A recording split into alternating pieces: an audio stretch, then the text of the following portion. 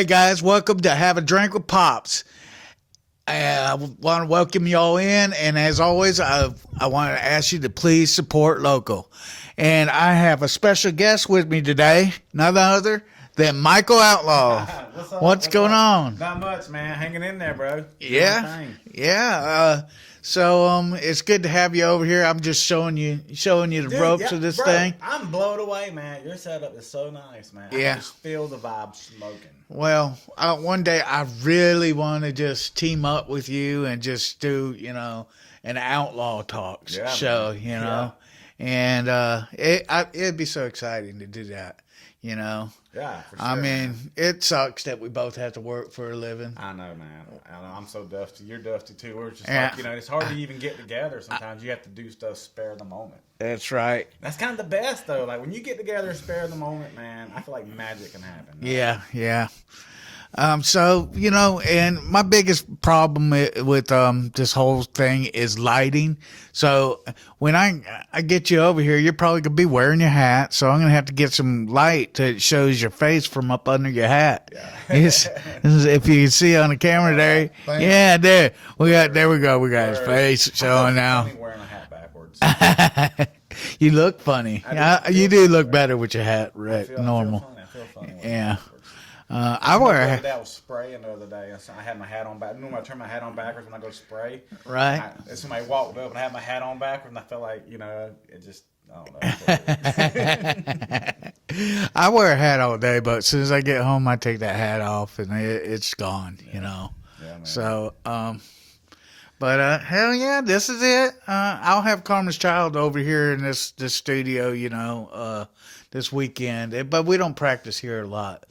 But still, one day I would like to be able to just set everything up and just leave it set up. Set it up, leave it set up, and then just go plug and play. Yeah, I could go. I got everything hooked up to a little power supply down there where I could just flip one switch and everything just comes on. Yep. Yeah. So. Absolutely, man. I think that's part of the beauty of it. It's just being able to do that, and And yeah, I got a lot of cool drum stuff I've been working on too, man. I'm working on this new series called the Outlaw Mutts. Oh, the Outlaw Mutt? It's the Outlaw Mutts. Yeah. It's basically like it's a different type of wood kind of married together. Right.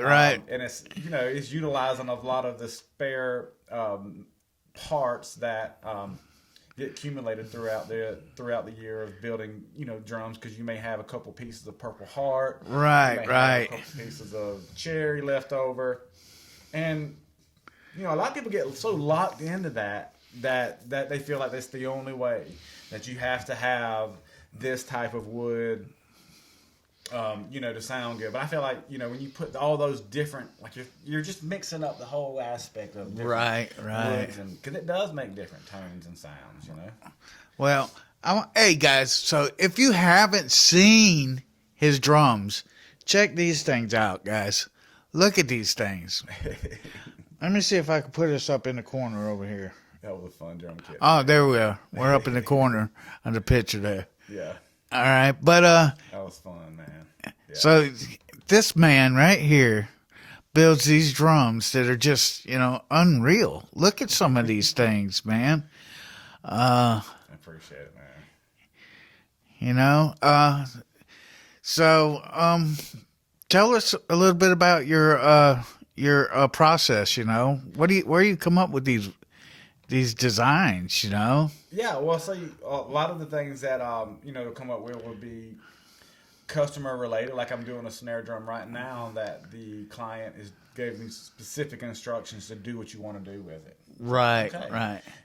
How the wood kind of goes, and when I'm given those those are their customers that I really go to, is because it just gives a whole nother freedom to the art, creating something. And because you get kind of locked in, I feel like when somebody says, okay, I want it to be exactly like this color, this, I feel like it gets really locked in, and it's hard to be able to, put your creative flair in it, because things can mess up then, It's like if I'm going with it and I'm really kind of feeling it and have complete freedom on a snare drum, man, the sky's the limit. You get it with stuff like this right here, because this guy, He's like, Bill, I want a drum kit like nothing else in the world. So we was just like, hey, all right. You know, he got a big bonus one year because this costs more than my truck for sure. Yeah, this drum set right here in particular is a awesome looking set of drums, and so unique. There'll never ever be anybody else that has a set like them. Yeah, that was super fun, man. That was the Outlaw patch, and you know, that was a really cool drum kit. But yeah, that's one of them, man. That's one of the ones that's going to go down because there's not another kit like that, and we've only done one kit like that. And I bet you the guy that's got them things keeps them put up. oh yeah, you know, oh yeah. But really, so I have one of your snares, and I let the drummers come out. They come to my studio. It's set up over there right now, and they play on it. And it's a playing drum. It gets played. Yeah. I haven't said you could take it to the gig and use it yet. Because it is my drum, Right. something that's dear to my heart. But That's Curly Pine, man. That was like one of the first Curly Pine drums we done. and it is not split out. I don't keep it temperature controlled like I should, but it's still just as solid as it ever was. Yeah.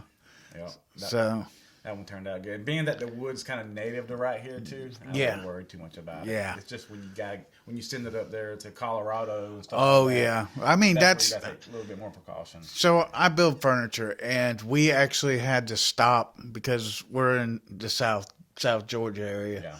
Yeah. We had to stop sending our furniture out there because it really did once you get that dry area. But there's things that you can do to these drums, right? That seals them better. So when they do go out west, do you seal the inside? Yeah, if I send a drum out west, normally I change the construction method a slightly bit. I change get you. the grain from going vertical to horizontal. Right. And then I go through extra stages of the drying process as well too to kind of bring it to that ridiculously low dry climate where it's very hard to get things that dry here because you have to have a special environment for it. Well, yeah. Like, I never have that environment to build a piece of furniture. Normally, I'm building in a shop that's not air conditioned. It's got open windows, and you build. It could be dry as it could be, but in Florida, humidity. If it's 80% humidity, that piece of wood's going to have 40% of humidity in it. You know, and you're talking about you have to get something down to 8, or less, Yeah. Uh, I try to get it about 7, 6 if I can. That 6 is really dry, but around that percentage, definitely. And it's hard because sometimes even black walnut black walnut will fool you very easy. Yeah. I had some drums that I did a long time ago, man, and I checked them. I checked it, and I sent a drum out north, man, and it come back, and it's because of the fact that it was. Even though it showed right, you just don't know on the inside of it, Right. It's hard to tell. And when you cut it, it's definitely hard to tell, It's hard to just check on the ends because it's like little straws. You're not going to get an accurate measurement with that, But they do sell different types of meters that I wish I would have had my hands on back then, Yeah. I was doing it the old school way with the little probes, and I learned a lot of stuff with it for sure.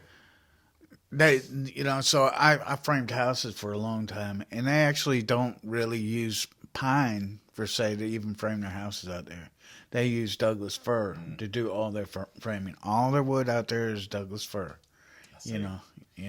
So you'll never see a spruce pine stud. It's almost never seen out there because the grain pattern is so tight and it's already Douglas fir. I made some drums out of some old church pews that was made out of some old Douglas fir, and it was some of the best. It's sturdy wood. I mean, ask Will Clark, man. I mean, we've made a bunch of drums with it, and it was just like he tours all the time with those things, and he really puts them to it. If it can survive Will's hands, man, he is rough on some drums. God almighty. Yeah.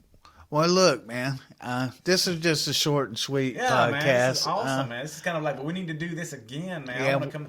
I got some people that want to come and be a part of the show, but we have to kind of Okay. schedule it out. You know, Okay. the people I've been I mean, talking to I that can would- set up another camera if somebody wants to come in and sing a song. I set up another camera and we could record them, you know, Yeah. or whatever. It's become a pretty easy process, the recording part of it. Yeah. I'm so dumb when it comes to technology, you know, the editing and but you know, I got set up where I don't have a whole lot of editing anymore, Yeah. you know. Feel that, man. Yeah. So, Feel that. anyway, guys, thanks. Hold on, I gotta get this is my technical thing.